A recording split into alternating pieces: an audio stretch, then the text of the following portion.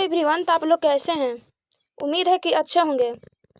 आज हमारे YouTube channel प्रीति MLC class पे आप सबका स्वागत है। आज हम क्लास 12 के हिस्ट्री के ऑब्जेक्टिव क्वेश्चन लाए हैं, तो आप लोग शुरू से अंत तक देखिएगा। चलिए हम शुरू करते हैं। प्रश्न नंबर 1, लोग यात्रा करने का एक प्रमुख कारक क्या था। इसका सही ऑप्शन होगा ऑप्शन नंबर बी, व्यापार। प्रश्न नंबर 2, अल बिरूनी का जन्म किस देश में हुआ था। इसका सही ऑप्शन होगा ऑप्शन नंबर सी, उज्बेकिस्तान में। प्रश्न नंबर 3, अल बिरूनी ने भारत आने पर किस भाषा का ज्ञान प्राप्त किया। इसका सही ऑप्शन होगा ऑप्शन नंबर सी, संस्कृत। प्रश्न नंबर 4, अल बिरूनी किस शासक के साथ भारत आया था। इसका सही ऑप्शन होगा option number A, Mahmud Ghaznavi के साथ। चलिए आगे बढ़ते हैं। प्रश्न नंबर 5, अल बिरूनी ने किस पुस्तक की रचना की। इसका सही ऑप्शन होगा ऑप्शन नंबर बी, किताब उल हिंद। प्रश्न नंबर 6, अल बिरूनी की किताब उल हिंद कितने अध्यायों में विभाजित है। इसका सही ऑप्शन होगा ऑप्शन नंबर सी, 80। प्रश्न नंबर 7, अल बिरूनी ने किस विषय पर किताब उल हिंद में विशेष ध्यान दिया। इसका सही ऑप्शन होगा ऑप्शन नंबर ए, खगोल विज्ञान। चलिए आगे बढ़ते हैं। प्रश्न नंबर 8, अल बिरूनी किस शासक के अधीन भारत आया था। इसका सही ऑप्शन होगा option number B, Mahmud Ghaznavi के। प्रश्न नंबर 9, अल बिरूनी ने किस विषय पर किताब उल हिंद में टिप्पणी की है। इसका सही ऑप्शन होगा ऑप्शन नंबर ए, जाति व्यवस्था। चलिए आगे बढ़ते हैं। प्रश्न संख्या 10, इब्न बतूता किस देश का निवासी था। इसका सही ऑप्शन होगा ऑप्शन नंबर बी, मोरक्को। प्रश्न नंबर 11, इब्न बतूता ने अपनी यात्रा वृत्तांत किस भाषा में लिखी। इसका सही ऑप्शन होगा ऑप्शन नंबर बी, अरबी भाषा में। प्रश्न नंबर 12, इब्न बतूता ने अपने यात्रा वृत्तांत को क्या नाम दिया। इसका सही ऑप्शन होगा ऑप्शन नंबर बी, रिहला। चलिए आगे बढ़ते हैं। प्रश्न नंबर 13, इब्न बतूता किस सुल्तान ने न्यायाधीश बने थे। इसका सही ऑप्शन होगा ऑप्शन नंबर बी, मोहम्मद बिन तुगलक के। प्रश्न नंबर 14, इब्न बतूता को किस कारण से जेल में डाला गया था। इसका सही ऑप्शन होगा ऑप्शन नंबर बी, सुल्तान का विश्वास खोना। चलिए आगे बढ़ते हैं। प्रश्न नंबर 15, इब्न बतूता ने किस देश में दूत के रूप में यात्रा की थी। इसका सही ऑप्शन होगा ऑप्शन नंबर बी, चीन। प्रश्न नंबर 16, इब्न बतूता ने किस शहर को भारत का सबसे बड़ा शहर बताया। इसका सही ऑप्शन होगा ऑप्शन नंबर ए, दिल्ली का। प्रश्न नंबर 17, इब्न बतूता ने किस वस्त्र को केवल धनी लोगों के लिए बताया। इसका सही ऑप्शन होगा ऑप्शन नंबर ए, मलमल। चलिए आगे बढ़ते हैं। प्रश्न नंबर 18, इब्न बतूता के अनुसार डाक व्यवस्था में किस प्रकार की व्यवस्था थी। इसका सही ऑप्शन होगा ऑप्शन नंबर ए, अश्व डाक। प्रश्न नंबर 19, इब्न बतूता ने भारत के शहरों को कैसे वर्णित किया? इसका सही ऑप्शन होगा ऑप्शन नंबर बी, बड़े और अवसरों से भरे। प्रश्न नंबर 20, इब्न बतूता ने किस प्रकार की वस्तुओं के बाजार का वर्णन किया? इसका सही ऑप्शन होगा option number D, option number ए, कपड़े और गहने, बी, अनाज और मसाले, सी, दास और घोड़े, डी, इनमें से सभी। चलिए आगे बढ़ते हैं। प्रश्न नंबर 21, इब्न बतूता ने किस प्रकार की व्यवस्था का वर्णन किया? इसका सही ऑप्शन होगा ऑप्शन नंबर डी, संचार। प्रश्न नंबर 22, इब्न बतूता के अनुसार कौन सी डाक प्रणाली थी? इसका सही ऑप्शन होगा ऑप्शन नंबर ए, अश्व डाक। प्रश्न नंबर 23, इब्न बतूता द्वारा वर्णित कौन सी व्यवस्था में हर मील पर ठहराव होता था? इसका सही ऑप्शन होगा ऑप्शन नंबर ए, पैदल डाक। चलिए आगे बढ़ते हैं। प्रश्न नंबर 24, इब्न बतूता ने दासियों को किस काम का उल्लेख किया है? इसका सही ऑप्शन होगा ऑप्शन नंबर ए, घर का काम। प्रश्न नंबर 25, इब्न बतूता ने दासियों को किस कार्य के लिए नियुक्त किया? इसका सही ऑप्शन होगा ऑप्शन नंबर डी, घर की निगरानियों के लिए। प्रश्न नंबर 26, फ्रांकवा वर्नियर किस देश का निवासी था? इसका सही ऑप्शन होगा ऑप्शन नंबर ए, फ्रांस के। चलिए आगे बढ़ते हैं। प्रश्न नंबर 27, फ्रांकवा वर्नियर किस मुगल सम्राट के दरबार से जुड़ा था? इसका सही ऑप्शन होगा ऑप्शन नंबर सी, शाहजहां। प्रश्न नंबर 28, बर्नियर ने किस मुगल सम्राट के पुत्र के चिकित्सक के रूप में सेवा की? इसका सही ऑप्शन होगा option number B, Dara Shikoh. चलिए आगे बढ़ते हैं। प्रश्न नंबर 29, बर्नियर ने अपने वृत्तांतों की तुलना किससे की? इसका सही ऑप्शन होगा ऑप्शन नंबर बी, यूरोप से। प्रश्न नंबर 30, बर्नियर ने किस पुस्तक की रचना की? इसका सही ऑप्शन होगा option number A, travels in the Mughal empire. चलिए आगे बढ़ते हैं। प्रश्न नंबर 31, बर्नियर के अनुसार भारत और यूरोप में मुख्य भिन्नता क्या थी? इसका सही ऑप्शन होगा ऑप्शन नंबर बी, भूमि स्वामित्व। प्रश्न संख्या 32, बर्नियर ने भारतीय समाज को कैसे वर्णित किया? इसका सही ऑप्शन होगा ऑप्शन नंबर ए, अमीर और गरीब। चलिए आगे बढ़ते हैं। प्रश्न नंबर 33, बर्नियर ने भारतीय शहरों को क्या कहा? इसका सही ऑप्शन होगा ऑप्शन नंबर बी, शिविर नगर। प्रश्न नंबर 34, बर्नियर ने किस प्रथा का मार्मिक विवरण दिया? इसका सही ऑप्शन होगा ऑप्शन नंबर ए, सती प्रथा को। चलिए आगे बढ़ते हैं।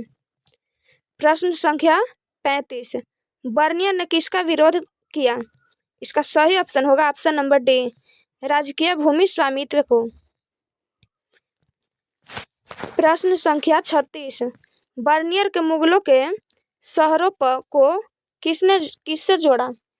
इसका सही ऑप्शन होगा ऑप्शन नंबर डी, राजकीय शिविरों से।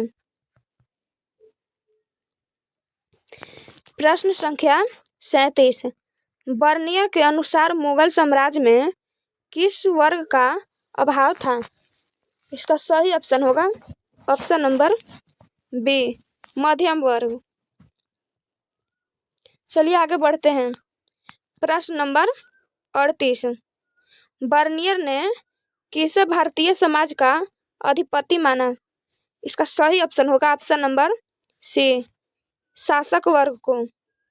चलिए आगे बढ़ते हैं।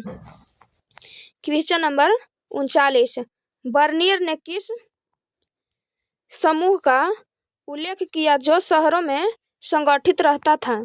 इसका सही ऑप्शन होगा ऑप्शन नंबर ए, व्यापारी को। प्रश्न नंबर 40, पश्चिमी भारत में व्यापारियों को किस नाम से जाना जाता था? इसका सही ऑप्शन होगा ऑप्शन नंबर ए, महाजन के नाम से। बर्नियर ने किस प्रथा का वर्णन किया जिसमें विधवाओं की बलि दी जाती थी? इसका सही ऑप्शन होगा ऑप्शन नंबर सी, सती प्रथा। चलिए आगे बढ़ते हैं। प्रश्न नंबर 42, बर्नियर ने सती प्रथा के दौरान किस उम्र की विधवा की बलि देखा? इसका सही ऑप्शन होगा ऑप्शन नंबर ए, 12 वर्ष की। प्रश्न संख्या 43, इब्न बतूता ने किस शहर को अवसरों से भरा बताया? इसका सही ऑप्शन होगा ऑप्शन नंबर ए, दिल्ली को। इब्न बतूता ने किस कपड़े को धनी लोगों को बताया? इसका सही ऑप्शन होगा ऑप्शन नंबर ए, मलमल का। प्रश्न नंबर 45, इब्न बतूता ने दिल्ली के अलावा किस अन्य शहर को महत्वपूर्ण बताया? इसका सही ऑप्शन होगा ऑप्शन नंबर ए, दौलताबाद को। अल बिरूनी ने किस प्रकार से संस्कृत भाषा सीखी? इसका सही ऑप्शन होगा ऑप्शन नंबर ए, ब्राह्मणों और पुरोहितों से। चलिए आगे बढ़ते हैं। अल बिरूनी ने किस भाषा में किताब उल हिंद लिखी? इसका सही ऑप्शन होगा ऑप्शन नंबर बी, अरबी भाषा में। इब्न बतूता किस सुल्तान के दरबार में दूत के रूप में कार्य करता था? इसका सही ऑप्शन होगा ऑप्शन नंबर ए, मोहम्मद बिन तुगलक के। प्रश्न नंबर 49, बर्नियर ने किस कारक से भारतीय शहरों को शिविर नगर कहा? इसका सही ऑप्शन होगा ऑप्शन नंबर ए, राजकीय शिविर पर निर्भरता। चलिए आगे बढ़ते हैं। प्रश्न नंबर 50, बर्नियर का मुगलों के शहरों के बारे में क्या विचार था? इसका सही ऑप्शन होगा ऑप्शन नंबर बी, यह भिखारियों के शहर थे। चलिए फिर से स्टार्ट करते हैं। प्रश्न संख्या 1, भक्त आंदोलन की शुरुआत किस क्षेत्र से हुई? इसका सही ऑप्शन होगा ऑप्शन नंबर बी, दक्षिण भारत से। प्रश्न नंबर 2, नयनार संत किस देवता की उपासना करते थे? इसका सही ऑप्शन होगा ऑप्शन नंबर बी, शिव। प्रश्न नंबर 3, अलवार संत किस देवता के उपासक थे? इसका सही ऑप्शन होगा ऑप्शन नंबर सी, विष्णु। भक्ति आंदोलन के प्रमुख उद्देश्यों में से एक क्या था? इसका सही ऑप्शन होगा ऑप्शन नंबर बी, धार्मिक आडंबर को खत्म करना। चलिए आगे बढ़ते हैं। प्रश्न नंबर 5, सगुन भक्ति में किसकी पूजा होती है? इसका सही ऑप्शन होगा ऑप्शन नंबर बी, मूर्तियों की। आगे बढ़ते हैं। क्वेश्चन नंबर 6, निर्गुण भक्ति में क्या नहीं माना जाता है? इसका सही ऑप्शन होगा ऑप्शन नंबर ए, मूर्ति पूजा, बी, कर्म कांड, सी, ईश्वर का अवतार, डी, इनमें से सभी। प्रश्न नंबर 7, तांत्रिक पूजा पद्धति किस प्रकार की पूजा थी? इसका सही ऑप्शन होगा ऑप्शन नंबर सी, तांत्रिक विधियों द्वारा देवी देवताओं की पूजा करना। प्रश्न 8, तांत्रिक पूजा पद्धति में किन्हें भाग लेने की अनुमति थी? इसका सही ऑप्शन होगा ऑप्शन नंबर सी, स्त्री और पुरुष दोनों को। चलिए आगे बढ़ते हैं। क्वेश्चन नंबर 9, वैदिक काल के मुख्य देवता कौन थे? इसका सही ऑप्शन होगा ऑप्शन नंबर बी अग्नि, इंद्र और सोम। प्रश्न संख्या 10, प्रारंभिक भक्ति आंदोलन का प्रमुख स्थान कौन सा था? इसका सही ऑप्शन होगा ऑप्शन नंबर डी दक्षिण भारत। अलवार और नयनार संतों का जाति व्यवस्था के प्रति दृष्टिकोण क्या था? इसका सही ऑप्शन होगा ऑप्शन नंबर बी विरोध करते थे। चलिए आगे बढ़ते हैं। अंडार किस प्रकार की भक्त थी? इसका सही ऑप्शन होगा ऑप्शन नंबर सी विष्णु भक्त। तांत्रिक पूजा पद्धति किस दर्शन से प्रभावित हुई थी? इसका सही ऑप्शन होगा ऑप्शन नंबर बी शैव और बौद्ध दर्शन से। चलिए आगे बढ़ते हैं। प्रश्न संख्या 14, तांत्रिक पूजा पद्धति में स्त्री और पुरुष दोनों क्या कर सकते थे? इसका सही ऑप्शन होगा ऑप्शन नंबर ए अनुष्ठान। भक्ति संतों ने किस सामाजिक कुरीतियों का विरोध किया? इसका सही ऑप्शन होगा ऑप्शन नंबर बी जाति प्रथा। भक्ति परंपरा के किस संत ने निम्न वर्णों को स्वीकार दी? इसका सही ऑप्शन होगा ऑप्शन नंबर सी कबीर।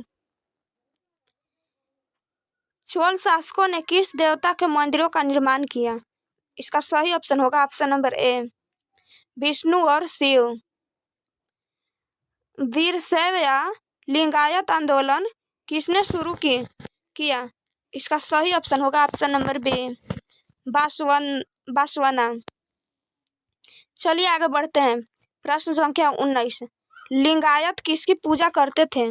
इसका सही ऑप्शन होगा ऑप्शन नंबर सी शिवलिंग को। लिंगायत आंदोलन का एक प्रमुख विचारक क्या था? इसका सही ऑप्शन होगा ऑप्शन नंबर बी जाति प्रथा का विरोध करना। किस भक्ति संत ने स्त्रियों और निम्न जातियों को महत्वपूर्ण स्थान दिया?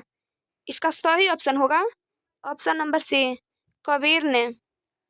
चलिए आगे बढ़ते हैं। प्रश्न नंबर 22, गुरु नानक किस धर्म के संस्थापक थे? इसका सही ऑप्शन होगा ऑप्शन नंबर बी सिख धर्म के।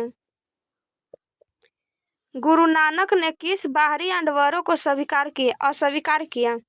इसका सही ऑप्शन होगा ऑप्शन नंबर ए यज्ञ, बी मूर्ति पूजा, सी कठोर तपस्या, डी उपयुक्त सभी। गुरु नानक के विचार किस भाषा में प्रस्तुत किए गए? इसका सही ऑप्शन होगा ऑप्शन नंबर बी पंजाब में। कबीर का पालन पोषण किस परिवार ने किया था? इसका सही ऑप्शन होगा ऑप्शन नंबर सी जुलाहा ने। कबीर की वाणी का संग्रह किस ग्रंथ में है? इसका सही ऑप्शन होगा ऑप्शन नंबर बी बीजक में। कबीर के गुरु कौन थे? इसका सही ऑप्शन होगा ऑप्शन नंबर ए रामानंद। मीराबाई किस देवता की अन्य भक्त थी? इसका सही ऑप्शन होगा ऑप्शन नंबर डी कृष्ण के। मीराबाई के गुरु कौन थे? इसका सही ऑप्शन होगा ऑप्शन नंबर सी रैदास जी। मीराबाई का विवाह किस राजवंश में हुआ था? इसका सही ऑप्शन होगा ऑप्शन नंबर ए सिसोदिया में। चलिए आगे बढ़ते हैं। क्वेश्चन नंबर 31, खालसा पंथ की स्थापना किस गुरु ने की थी? इसका सही ऑप्शन होगा ऑप्शन नंबर सी गुरु गोविंद सिंह। खालसा पंथ के कितने प्रतीक हैं? इसका सही ऑप्शन होगा option number B 5।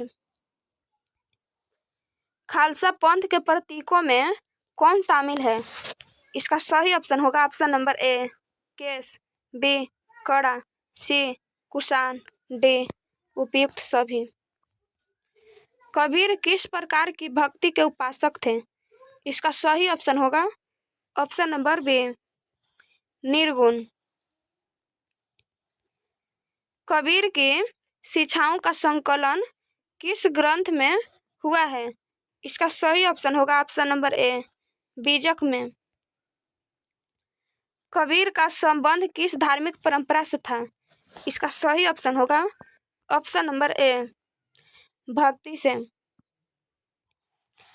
Guru Granth साहिबा में कबीर की वाणी के अलावा किसकी रचना भी शामिल है? इसका सही ऑप्शन होगा ऑप्शन नंबर ए, रविदास को भी। गुरु नानक ने किस प्रकार की उपासना पर जोर दिया? इसका सही ऑप्शन होगा ऑप्शन नंबर बी, निराकार ईश्वर की उपासना पे। चलिए आगे बढ़ते हैं। प्रश्न संख्या 39। किस गुरु ने आदि ग्रंथ साहिब का संकलन किया था? इसका सही ऑप्शन होगा ऑप्शन नंबर बी, गुरु अर्जुन देव। गुरु गोविंद सिंह ने किस पंथ की स्थापना की? इसका सही ऑप्शन होगा ऑप्शन नंबर बी। चलिए आगे बढ़ते हैं। प्रश्न संख्या 41। भक्ति संतों ने किस धार्मिक आचरण का विरोध किया? इसका सही ऑप्शन होगा ऑप्शन नंबर ए, मूर्ति पूजा, बी, तपस्या, सी, व्रत, डी, इनमें से सभी। नानक का जन्म कहाँ हुआ था? इसका सही ऑप्शन होगा ऑप्शन नंबर ए, पंजाब में। सूफी संतों की रहने की जगहों को क्या कहा जाता था? इसका सही ऑप्शन होगा ऑप्शन नंबर ए, खानकाह। सूफी संतों के अनुयायियों को क्या कहा जाता था?